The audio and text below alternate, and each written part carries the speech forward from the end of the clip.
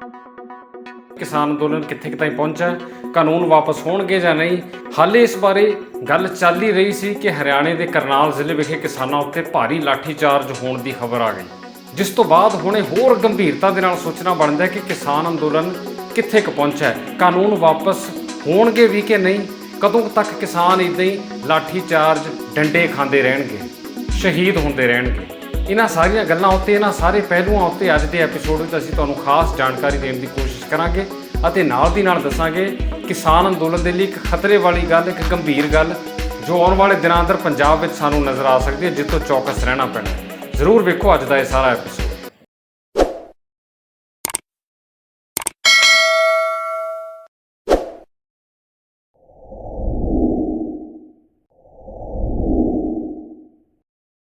किसान अंदोलन की इस वेले की ताज़ा स्थिति समझण तो पहला सानू सारिਆਂ ਨੂੰ ਇਹ ਗੱਲ ਜ਼ਰੂਰ ਚੇਤੇ ਰੱਖਣੀ ਚਾਹੀਦੀ ਹੈ ਕਿ किसान अंदोलन की चर्चा देश के मीडिया ਵਿੱਚ ਅਤੇ देश के आम गलियारिਆਂ ਵਿੱਚ पिछले महीनों दौरान लगातार घटी है। जान-बुझ के किसान अंदोलन ਨੂੰ चर्चा तो लांभे किया जा रहा है।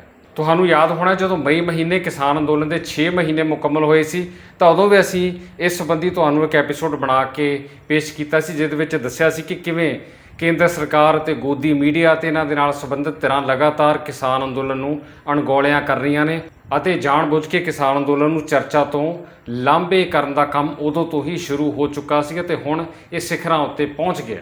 अंदोलन की चर्चा लगातार घटी है, पर एक चीज़ जो उदों तो लैके हुण तक लगातार जारी है वह है किसानां दीआं शहीदियां। 600 के करीब किसान हुण तक जान गवा चुके दसे जांदे ने, जबकि केंद्र सरकार के मंत्री पार्लीमेंट में कहते हैं कि उन्होंने को इस संबंधी कोई डाटा, कोई अंकड़ा है ही नहीं। और पिछले दिनी गुआढ़ी सूबे हरियाणे के करनाल जिले में जिस तरीके नाल किसानों उत्ते लाठीचार्ज किया गया, किसानों नूं लहू लुहान करके कुटिया गया, उहदी जिन्नी निंदा की जाए उन्नी घट है। और किसानों के लहू लुहान होण दीआं तस्वीरां मीडिया में तुसीं भी वेखियां होणगीआं। हरियाणे वाली घटना का जिक्र इस करके भी करना बनता क्योंकि उत्थे मौके उत्ते उत्थों का SDM भी मौजूद सी, जिसने खुद किसानां उपर जुल्म करन दा हुक्म दिता दस्सिया जाता। कथित तौर पर उसने कहा कि जिहड़ा भी मूहरे आउंदा उहदा सिर पाड़ दिओ। तो खास गौर करन वाली ते खतरे वाली गल यह भी है कि खेती कानूनों के विच ये लिखिया सी कि खेती कानूनों के लागू होने तो बाद खास तौर पर कॉन्ट्रैक्ट फार्मिंग के मुद्दे उत्ते जेकर किसानों का कंपनियों के नाल कोई विवाद होंदा तो उसका निपटारा, उसका निबेड़ा कौन करूगा? SDM। तो जिथे SDM किसानों प्रति इहो जी सोच रखते हो, उत्थे तुसीं आप अंदाज़ा ला लो कि कानून लागू होने तो बाद किसानों की किन्नी कुछ सुनवाई होगी। जिथे SDM किसानों का सिर पाड़न के हुक्म दिंदे होण, उस देश में SDM कानूनों राही किसानों की किन्नी कुछ सुनवाई करनगे, ये तो हुण सब नूं स्पष्ट हो जाना चाहिए। इस घटना तो ठीक बाद पंजाब विखे भी किसानों उत्ते लाठीचार्ज हो चुका है, जदों मोगे विखे श्रोमणी अकाली दल की रैली दौरान किसानों उत्ते पुलिस वालों डंडे वराए गए। सो किसानों उत्ते जुल्म लगातार हो रहा है, किसानों नूं लगातार मार पै रही है, खेतों में भी, मंडियां में भी और सरकारां हत्थों भी। सो अजिहे विच सोचना बनता है कि पिछले 9 महीनों तो अपना घर बार छड्ड के दिल्ली दीआं सड़कों उत्ते, दिल्ली दीआं हद्दां उत्ते बैठे किसानों की सार हुण कौन लवेगा? ਇਹਦੇ ਨਾਲ संबंधित सारिया धिरां की गल भी तुहानूं संखेप में दस दिंदे हां। केंद्र सरकार, वो सरकार जिन्हें कानून लिआंदे, वो कानून वापस करने लई बिल्कुल तैयार नहीं, ना ही उन्हां किसानां दे नाल गलबात करन दा फिलहाल कोई इरादा नज़र आउंदा है। जनवरी महीने तो बाद गलबात नहीं हुई और ना ही होने की कोई संभावना लगती है। जनवरी महीने प्रधानमंत्री ने कहा कि किसान मेरे को सिर्फ एक फोन कॉल की दूरी पर है, पर वो फोन कॉल अज तक नहीं की गई।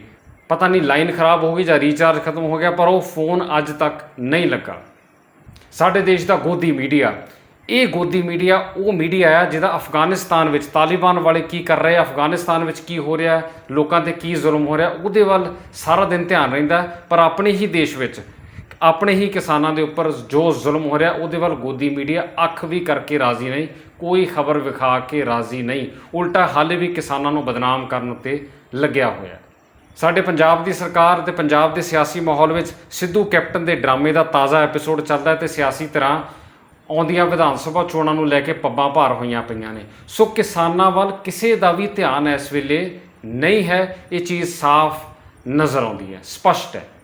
अजिहे विचों सब तो वड्डी जिम्मेवारी आउंदी है किसान जथेबंदियां दे उपर अते 32 किसान जथेबंदियां दे आगू जो सांझे किसान मोर्चे राही इस किसान अंदोलन की अगवाई कर रहे हैं। सब तो वड्डी जिम्मेवारी इन्हां दे सिर ਪੈਂਦੀ ਹੈ, ਕਿਉਂਕਿ 26 ਜਨਵਰੀ ਦੀਆਂ ਘਟਨਾਵਾਂ ਤੋਂ ਬਾਅਦ ਸਾਰਾ ਕਿਸਾਨੀ ਅੰਦੋਲਨ ਇਹਨਾਂ ਦੇ ਹਿਸਾਬ ਨਾਲ ਹੀ ਚੱਲ ਰਿਹਾ ਹੈ, ਇਹਨਾਂ ਵੱਲੋਂ ਦਿੱਤੇ ਗਏ ਪ੍ਰੋਗਰਾਮਾਂ ਦੇ ਮੁਤਾਬਕ ਹੀ ਚੱਲ ਰਿਹਾ ਹੈ।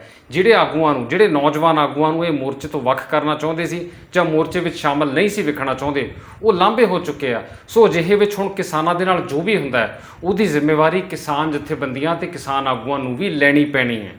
ਅਸੀਂ ਪਿਛਲੇ ਐਪੀਸੋਡ ਵਿੱਚ ਵੀ ਇਹ ਗੱਲ ਕਹੀ ਸੀ ਤੇ ਅੱਜ ਫਿਰ ਦੁਬਾਰਾ ਕਹਿ ਰਹੇ ਹਾਂ, ਕਿਸਾਨ ਜਥੇਬੰਦੀਆਂ ਪਿਛਲੇ ਮਹੀਨਿਆਂ ਦੌਰਾਨ ਕੋਈ ਵੀ ਅਸਰਦਾਰ ਪ੍ਰੋਗਰਾਮ ਨਹੀਂ ਦੇ ਸਕੀਆਂ ਜਿਹਦੇ ਨਾਲ ਕੇਂਦਰ ਸਰਕਾਰ ਦੇ ਉੱਪਰ ਦਬਾਅ ਬਣਾਇਆ ਜਾ ਸਕੇ। ਕਾਲੀਆਂ ਝੰਡੀਆਂ ਲਾਉਣ ਦੇ ਸੱਦੇ, ਥਾਲੀਆਂ ਖੜਕਾਉਣ ਦੇ ਸੱਦੇ, ਹਾਰਨ ਵਜਾਉਣ ਦੇ ਸੱਦੇ, 2-2 ਘੰਟੇ ਚੱਕਾ ਜਾਮ ਜਾਂ ਭਾਰਤ ਬੰਦ, ਇਹੋ ਜਿਹੇ ਸੱਦੇ ਕੇਂਦਰ ਸਰਕਾਰ ਦੇ ਉੱਪਰ ਦਬਾਅ ਬਣਾਉਣ ਲਈ ਕਾਫੀ ਨਹੀਂ। ਇਹ ਚੀਜ਼ ਵਾਰ-ਵਾਰ ਸਪਸ਼ਟ ਹੋ ਰਹੀ ਹੈ। ਇਸੇ ਦਾ ਸਿੱਟਾ ਹੈ ਕਿ ਕੇਂਦਰ ਸਰਕਾਰ ਹੁਣ ਕਿਸਾਨ ਅੰਦੋਲਨ ਨੂੰ ਗੰਭੀਰਤਾ ਨਾਲ ਨਹੀਂ ਲੈ ਰਹੀ। ਇਸੇ ਕਰਕੇ ਕਿਸਾਨਾਂ ਦੇ ਉੱਪਰ ਡੰਡੇ ਵਰਾਉਣੇ ਸ਼ੁਰੂ ਕਰ ਦਿੱਤੇ ਗਏ ਨੇ ਅਤੇ ਵਾਰ-ਵਾਰ ਕਿਸਾਨਾਂ ਦੇ ਨਾਲ ਧੱਕਾ ਹੁੰਦਾ ਨਜ਼ਰ ਆ ਰਿਹਾ ਹੈ ਅਤੇ ਹੱਲ ਹੋਣ ਦੀ ਜਾਂ ਕਿਸਾਨਾਂ ਦੀਆਂ ਮੰਗਾਂ ਮੰਨਣ ਸੰਬੰਧੀ ਕੋਈ ਗੱਲ ਅੱਗੇ ਨਹੀਂ ਤੁਰ ਰਹੀ। ਕਿਸਾਨ ਜਥੇਬੰਦੀਆਂ ਦੀ ਜ਼ਿੰਮੇਵਾਰੀ ਇਸ ਕਰਕੇ ਵੀ ਬਣਦੀ ਹੈ ਕਿਉਂਕਿ ਉਹਨਾਂ ਦੇ ਸੱਦੇ ਉੱਤੇ ਉਹਨਾਂ ਦੇ ਕਹਿਣ ਮੁਤਾਬਕ ਕਿਸਾਨ ਆਪਣੇ ਰੋਸ ਪ੍ਰਦਰਸ਼ਨ ਕਰ ਰਹੇ ਨੇ ਅਤੇ ਬਹੁਤ ਦੁੱਖ ਦੀ ਗੱਲ ਹੈ ਕਿ ਬਜ਼ੁਰਗ ਕਿਸਾਨਾਂ ਨੂੰ ਪੁਲਿਸ ਦੇ ਮੂਹਰੇ ਹੋਣਾ ਪੈ ਰਿਹਾ ਹੈ। ਸੋ ਹੁਣ ਇਸ ਵੇਲੇ ਲੋੜ ਹੈ ਕਿ ਕਿਸਾਨ ਜਥੇਬੰਦੀਆਂ ਤੇ ਕਿਸਾਨ ਜਥੇਬੰਦੀਆਂ ਦੇ ਆਗੂ ਜੋ ਲਗਾਤਾਰ ਮੀਡੀਆ ਦੇ ਮੂਹਰੇ ਬਹਿ ਕੇ ਪ੍ਰੈਸ ਕਾਨਫਰੰਸਾਂ ਕਰ ਰਹੇ ਨੇ, ਉਹ ਵੀ ਖੁਦ ਸੰਘਰਸ਼ ਵਿੱਚ ਮੂਹਰੇ ਹੋਣ, ਖੁਦ ਪੁਲਿਸ ਦੇ ਮੂਹਰੇ ਖੜਨ ਤਾਂ ਕਿ ਆਮ ਕਿਸਾਨ ਪੁਲਿਸ ਦੇ ਡੰਡੇ ਅਤੇ ਜ਼ਬਰ ਦਾ ਸ਼ਿਕਾਰ ਨਾ ਹੋਵੇ। ਤੁਸੀਂ ਆਪ ਦੱਸੋ, ਪਿਛਲੇ ਕੁਝ ਮਹੀਨਿਆਂ ਦੌਰਾਨ ਤੁਸੀਂ ਕਿਸੇ ਵੱਡੇ ਕਿਸਾਨ ਆਗੂ ਨੂੰ ਪੁਲਿਸ ਦੇ ਡੰਡੇ ਖਾਂਦੇ ਵੇਖਿਆ ਜਾਂ ਪਾਣੀ ਦੀਆਂ ਬੁਛਾੜਾਂ ਦਾ ਸਾਹਮਣਾ ਕਰਦੇ ਵੇਖਿਆ ਜਾਂ ਸੜਕ ਉੱਤੇ ਬੈਠ ਕੇ ਰਾਤਾਂ ਕੱਟਦੇ ਵੇਖਿਆ?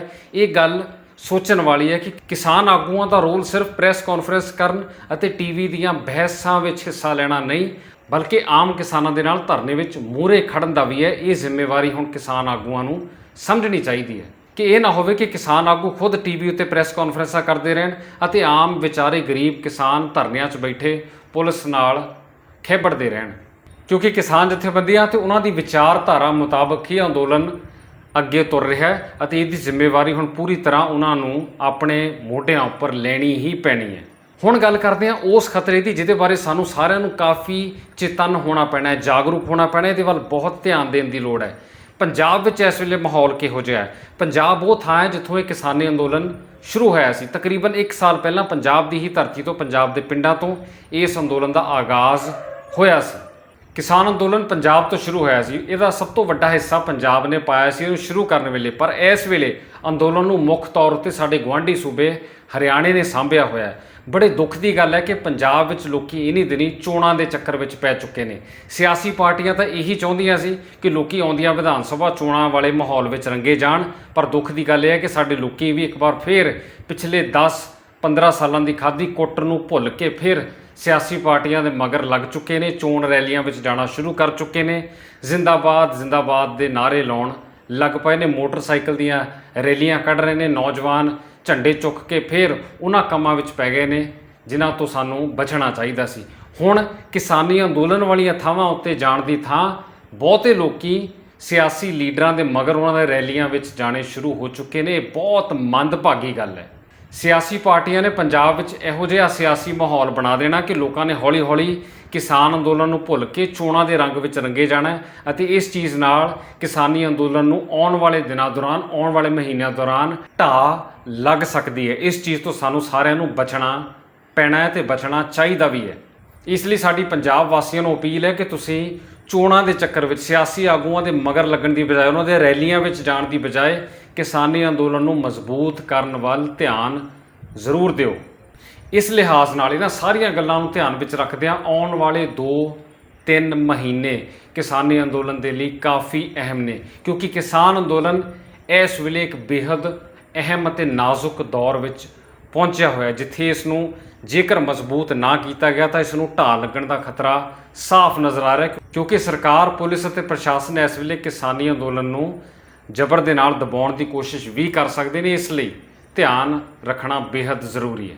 ਇਹੋ ਜਿਹਾ ਅੰਦੋਲਨ ਰੋਜ਼-ਰੋਜ਼ ਨਹੀਂ ਉੱਠਣਾ, ਇਹੋ ਜਿਹੀ ਲਹਿਰ ਰੋਜ਼-ਰੋਜ਼ ਨਹੀਂ ਬਣਨੀ। ਕਿਤੇ ਸਾਲਾਂ ਬਾਅਦ ਕੋਈ ਇਹੋ ਜਿਹਾ ਮੌਕਾ ਆਉਂਦਾ ਕਿ ਜਦੋਂ ਇਹੋ ਜਿਹੀ ਲੋਕ ਲਹਿਰ ਬਣਦੀ ਹੈ। ਸੋ ਇਹਨੂੰ ਸੰਭਾਲਣ ਦੀ ਲੋੜ ਹੈ, ਅੰਦੋਲਨ ਨੂੰ ਮਜ਼ਬੂਤ ਕੀਤਾ ਜਾਣਾ ਚਾਹੀਦਾ ਹੈ। ਇਸ ਪ੍ਰੋਗਰਾਮ ਵਿੱਚ ਦੱਸੀ ਗਈ ਜਾਣਕਾਰੀ ਤੁਹਾਨੂੰ ਚੰਗੀ ਲੱਗੀ ਹੈ ਤਾਂ ਐਪੀਸੋਡ ਨੂੰ ਲਾਈਕ ਅਤੇ ਸ਼ੇਅਰ ਜ਼ਰੂਰ ਕਰਿਓ ਅਤੇ ਇਸ ਸੰਬੰਧੀ ਤੁਹਾਡੇ ਕੋਲ ਕੋਈ ਹੋਰ ਸੁਝਾਅ ਨੇ, ਕੋਈ ਵਿਚਾਰ ਨੇ, ਕੋਈ ਹੋਰ ਤੁਹਾਡੇ ਕੋਲ ਇਸ ਮਸਲੇ ਸੰਬੰਧੀ ਪਹਿਲੂ ਜਾਂ ਨੁਕਤਾ ਹੈ ਤਾਂ ਉਹਨੂੰ ਸਾਡੇ ਨਾਲ ਹੇਠਾਂ ਕਮੈਂਟਸ ਦੇ ਰਾਹੀਂ ਜ਼ਰੂਰ ਸਾਂਝਾ ਕਰਿਓ।